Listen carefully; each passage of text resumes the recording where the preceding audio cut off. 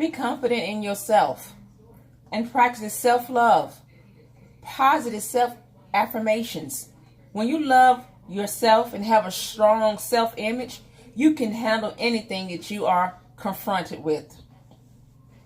I'm going to talk to you about how to recognize domestic violence and the importance of seeking the necessary help. The NCADV defines domestic violence as the willful intimidation, physical assault, and or other abuse behavior as a system pattern of power and control perpetrated by one intimate partner against another. It includes physical violence, sexual violence, psychological violence, and emotional abuse. The frequency, severity of domestic violence can vary dramatically. However, the one constant component of domestic violence is one's partner's consistent efforts to maintain power and control of the other one. This is coming from the National Coalition Against Domestic Violence. Visual this. A married lady in her early 30s that never opened her blinds, never came outside to enjoy her own yard. When she does see the beautiful light of day, she's accompanied by her husband, who never smiles, never speaks, and never make eye contact. One hot summer evening, after school, a neighbor walks the street with her son in order to raise money for the new summer program.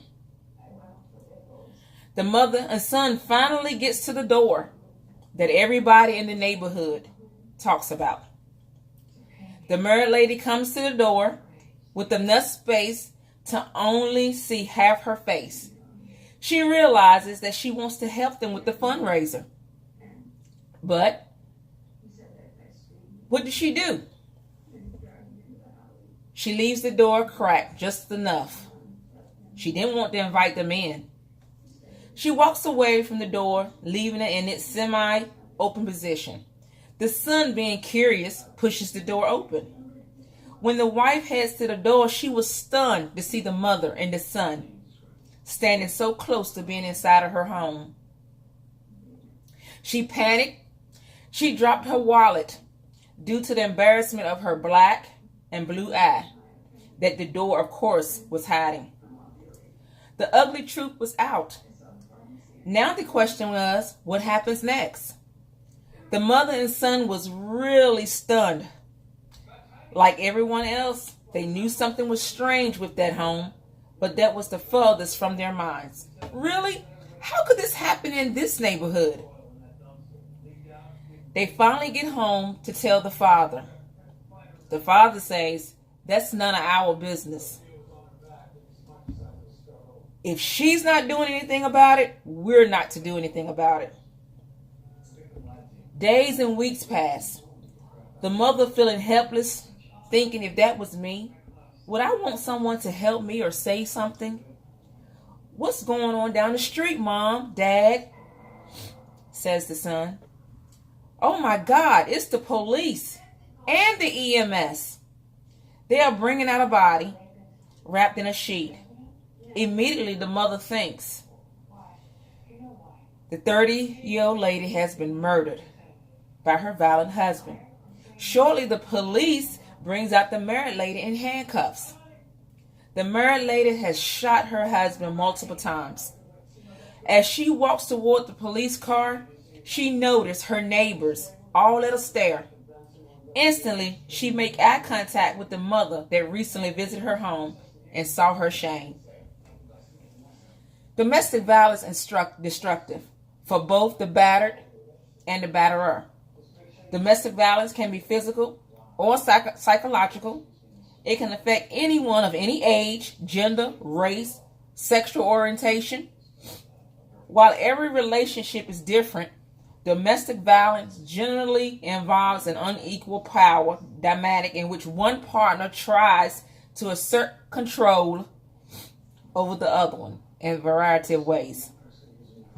What are some examples of domestic violence? Examples include insults, threats, emotional abuse, sexual coercion. Some perpetrators may even use children, pets, or other family members to get leverage, to get the victim to do what they want. Do your partner humiliate you? Do your partner see you as property or a sex object rather than a person? Domestic violence is threatening to commit suicide if you leave, or controlling where you go or what you do. It's time to calm down. Stop this madness of domestic violence. We can all take the steps to stop domestic violence. If you or a loved one are trying to leave an abusive relationship, it's important to remember that it's the abuser who needs to change. However, your abuser may not want to change or may be unwilling. You should never have to endure abuse from anyone. Your number one priority should be safety for you and your loved ones. Everyone should take a part in stopping domestic violence. Call the police if you see or hear evidence of domestic violence.